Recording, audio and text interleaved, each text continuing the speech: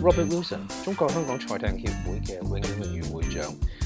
Mr. Wilson 嚟咗香港超過50年，係香港最有地位嘅體育領袖。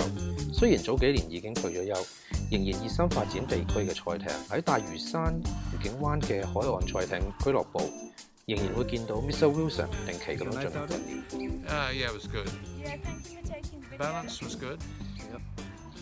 Balance was good. Good coaching. But this is only the second time this crew's been together. Mr. Wilson， 請問你幾時開始蛙艇運動嘅呢？同埋你係幾時嚟到香港嘅？ Now, I started rowing at school when I was 14. That would have been 1952. Well, after rowing at school, I joined Molesey Boat Club on the Thames near Hampton Court. Then I rowed there for until I came to Hong Kong. So I came to Hong Kong in September 1965. 嚟到香港，你又點樣開始返蛙艇訓練呢？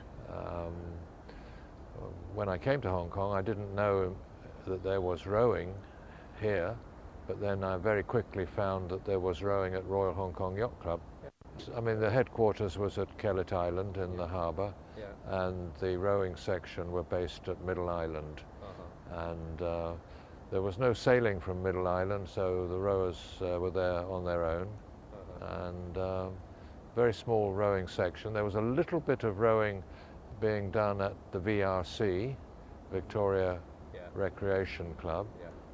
And of course that VRC was the first club in Hong Kong and the first rowing club in Hong Kong, and was established in 1849. There's been a long history then. 你一班創會會員係點樣構思成立當時嘅香港業餘蛙艇協會嘅？當時嘅發展策略又係點嘅呢？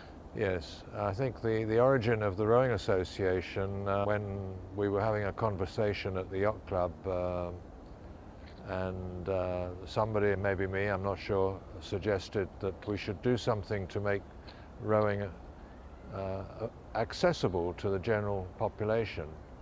Because in those days the only place to row was Royal Hong Kong Yacht Club, Middle Island. And so it was too expensive and the facilities wouldn't cope with a large number of rowers. So the following year, May the 30th, we incorporated the Hong Kong Amateur Rowing Association, as it was called then.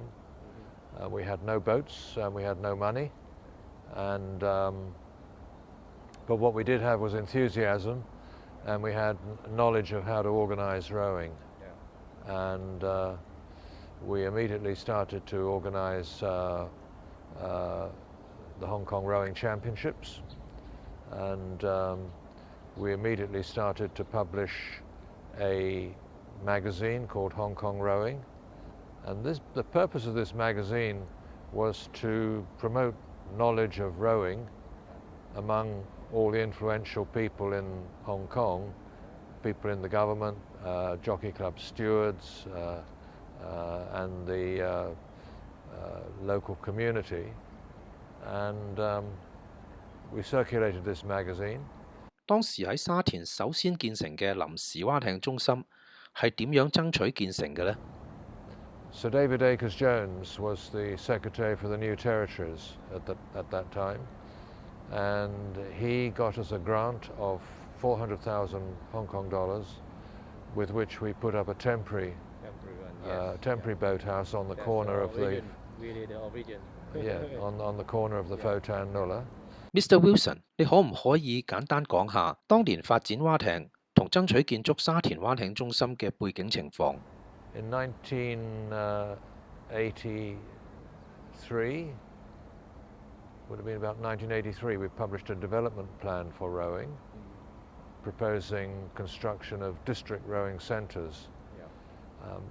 Obviously in Hong Kong land is in very short supply, so the concept was district rowing centres which could be occupied by a number of organisations, by clubs and schools, universities and so on. When we published our development plan, it was called a comprehensive plan for rowing. We sent it to everybody in the government who could influence us. We sent it to everybody who could obstruct us, because we wanted them to know what rowing was, because rowing was not a well-known sport in Hong Kong in those days. People thought rowing meant dragon boat paddling or canoeing, and they weren't familiar with our kind of sport. And we got a lot of compliments from the governor downwards. So we were then in that situation. We needed land to build the rowing centre, and we needed money to build the rowing centre. And we managed to get the land from the government, and we got the money from the Jockey Club. And so the Sha Tin Rowing Centre opened in November 1985. And at the same time, we hosted the first Asian Rowing Championships. 當年香港係好主動咁樣推動亞洲蛙艇發展，並且舉行咗第一屆嘅亞洲賽艇錦標賽。你可唔可以介紹一下當年香港點樣推動亞洲蛙艇嘅發展？ We had also been working with rowers in other Asian countries to set up the Asian Rowing Federation. And there was this question about, well, where will the first Asian Rowing Championships be held? And the obvious places to have it were in Japan, where there were many, many rowers, thousands of rowers, or China, but none of these countries wanted to be the first. So we said, okay, you come to Hong Kong. And although we didn't have a FISA specification international rowing course here, we did have 2,000 meters in front of the rowing centre. So we had the first Asian Rowing Championships here. So we've been very active in developing rowing here in Hong Kong, and we've also tried as much as possible to help develop rowing in Asia as well. And this, of course, is still continuing. And we can look at coastal rowing, for example. There was no coastal rowing in Asia, but about 12 years ago, we managed to get coastal rowing established in Hong Kong, and from there we now have the Asian Coastal Rowing Championships later this year, and we will, in 2019, we'll be hosting the World Rowing Coastal Championships. Mr. Wilson， 可唔可以幫我哋講一下香港賽馬會對我哋賽艇發展有幾多嘅貢獻啊？同時，你對現時賽艇發展又有乜嘢嘅睇法呢？ The Jockey Club have been crucial to the development of rowing in Hong Kong. They provided the money for the Sha Tin Rowing Centre, they provided the money for the Shek Mun Rowing Centre. But as one of the founding members of the association, I feel frustrated that we have not been able to do more. Partly, there are three reasons for that. Partly the difficulty of getting land.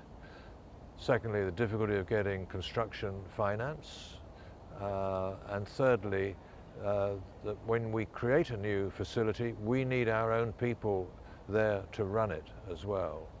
So there are three requirements to expand the sport. I would have liked by now to have seen a rowing centre in Tai Po, a rowing centre in Tung Chung, a rowing centre in Sai Kung, and the sport continuing to grow. At the moment, the sport is centred in Sha Tin, which means, I think, that most of the participants are from the Sha Tin area or from places where they can get public transport here easily. But some of the other areas of Hong Kong that I mentioned could also support very large active communities of rowers if we could get the facilities. So it's a difficult thing to do. Mr. Wilson， 你認為蛙艇屬會嘅發展對整體蛙艇發展有幾重要呢？同時，你點樣評價現今我哋嘅蛙艇活動場地嘅發展啊？ Sports clubs are the foundation stone of any sport. No sport can prosper and grow without the involvement of clubs to run everything in the public sports facilities. It is not working. Rowing needs facilities, but we don't require much land. Hong Kong has a lot of water, and so water sports is the most obvious thing that the government should get behind. Last policy address said that the government would be supporting the development of water sports in the harbour. But the government needs to support water sports everywhere, not just in the harbour. And all the government departments that are involved need to be much more proactive in helping to develop sport. 喺精英發展方面，你又有乜嘢嘅意見呢？ Well, I would like to. The elite side in my view, ideally needs to be founded on a very strong domestic rowing situation. And unfortunately, the domestic rowing is not up to the level where it's adequately feeding the elite side. So Chris and you, Sam, and other coaches have successfully recruited youngsters from schools and developed the elite side. But I would like to see the domestic rowing competition at a much higher level, where people are competing to get into the national team training system. Mr. Wilson 一位好值得我哋學習嘅長者，服務蛙艇半世紀，佢對蛙艇嘅熱誠同埋投入喺訪談中表露無遺。祝願 Mr. Wilson 永遠身體健康，永遠年青。